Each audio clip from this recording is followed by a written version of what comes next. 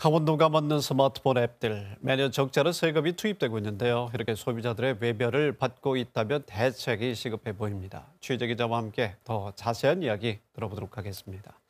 보도국 김초롱 기자와 함께하도록 하겠습니다. 네, 김 기자, 사용자는 물론이고 운영자에게도 혜택이 주어지는데 왜 이렇게 활성화가 되지 못하고 있습니까? 네, 저도 바로 그 점이 궁금해서 직접 배달앱을 한번 주문을 해봤는데요. 네. 시간은 어제 저녁 8시쯤이었습니다. 강원도 배달앱 일단 시켜를 켰더니 당장 문제가 드러났습니다. 일단 이 시간대에 배달을 한다는 업체가 워낙 적었습니다. 네. 이 춘천시 퇴계동을 기준으로 보면 일식은 11곳, 양식 7곳, 도시락은 2곳 정도였습니다.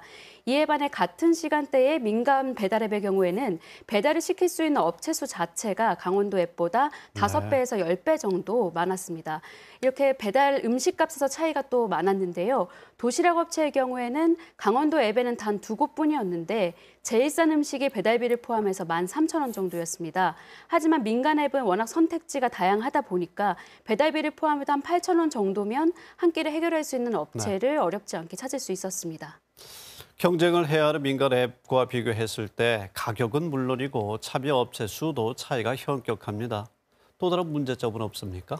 앱 관리에도 문제가 있었는데요. 요즘 인터넷과 통신의 발달을 하다 보니까 소비자들의 눈높이가 높습니다. 네. 이런 기준을 놓고 보면 강원도 앱은 곳곳에서 문제가 발견됐습니다. 화면을 보면서 좀 더 설명을 해드리겠습니다.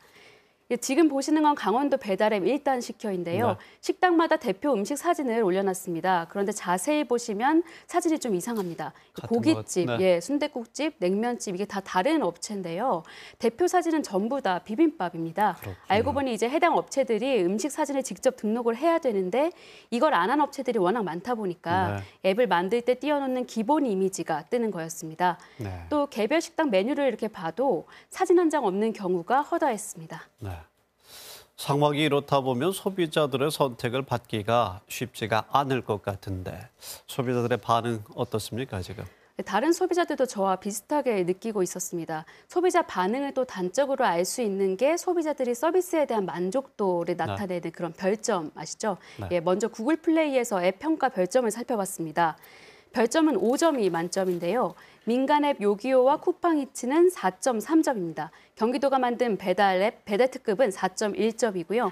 이에 비해서 강원도 배달앱 일단 시켜는 3.0점을 보였습니다. 지난달 2.9점보다는 0.1점 올랐지만 큰 변화는 없습니다. 댓글도 혹평이 좀 많았습니다. 앱 수준이 낮다, 강원 상품권으로 결제하고 15분을 기다렸는데 결국 안 돼서 주문을 취소했다, 할인 쿠폰만 아니면 이 앱은 절대 안 쓴다, 이런 얘기까지 나올 정도로 소비자들의 불만이 컸습니다. 이 전문가들은 이런 앱들을 행정기관이 세금으로 만들 때부터 예상했던 문제다라고 지적을 하고 있습니다. 아니, 그렇다면 강원도도 이런 상황을 파악하고 있는지가 궁금한데요. 자, 이 부분도 취재를 하셨죠? 네, 강원도도 이런 상황을 잘 알고는 있었습니다. 아무래도 강원도 앱이 민간 앱보다는 경쟁력이 좀 떨어진다 그런 거였는데요. 나름대로 또 사정이 있었습니다. 우선 민간 앱 같은 경우는 기업이 자기 자본을 투자를 해서 서비스 개선이 빠르고 정확하게 이루어지잖아요. 근데 이제 강원도 앱 같은 경우는 공공기관이 관리를 하다 보니까 부족한 부분이 생길 수밖에 없다는 겁니다. 특히 강원도는 그동안 강원도 앱 가맹점 숫자를 늘리는 데 집중을 해왔습니다.